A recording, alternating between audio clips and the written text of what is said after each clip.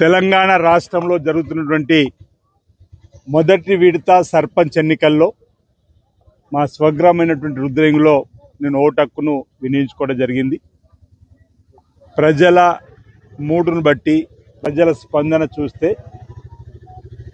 ఇటీవల జూబ్లీహిల్స్ ఎన్నికల్లో జరిగినటువంటి తీర్పు పోలైన నోట్లలో ఈ ప్రభుత్వానికి తమ ఆశీర్వాదం ఇస్తూ 51% ఇచ్చినటువంటి పరిస్థితే ఇక్కడ కూడా కాంగ్రెస్ పార్టీ బలపరిచిన అభ్యర్థుల వైపు మొగ్గు చూపుతున్నట్టుగా కనిపిస్తూ ఉంది.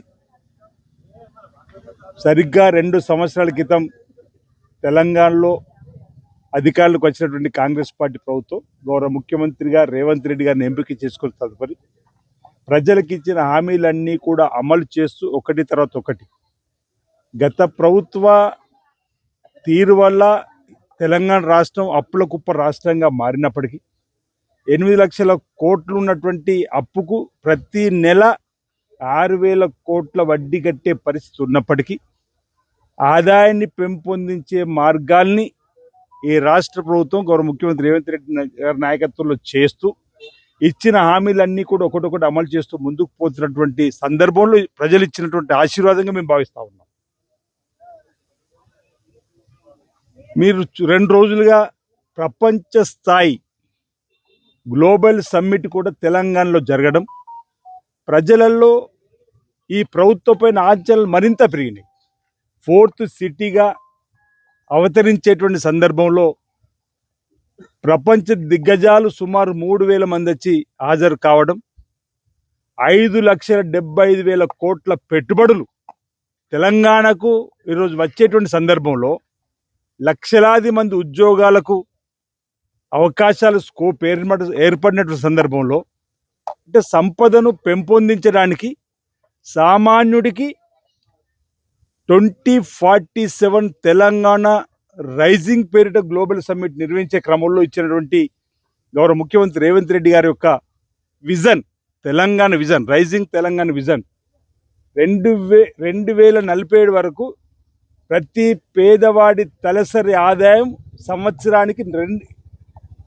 ఇంచుమించు 24 లక్షల రూపాయల వరకు ఉండే విధంగా ఏర్పాటు చేయాలని చెప్పిన ఒక లక్ష్యంతో ముందుకు పోతున్న ఒక గొప్ప లక్ష్యంతో ముందుకు పోతున్న సందర్భంలో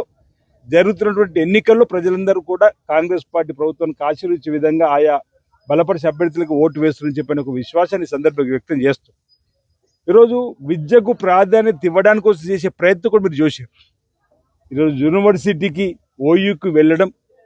ఇచ్చిన మాట ప్రకారం సుమారు 1,000 కోట్ల రూపాయలు వెచ్చించి విద్యాపరంగా పేదలకు ఉన్నతమైనటువంటి స్థితిలోకి అంటే విద్యకు పెట్టేటువంటి పెట్టుబడి రాబో రోజుల్లో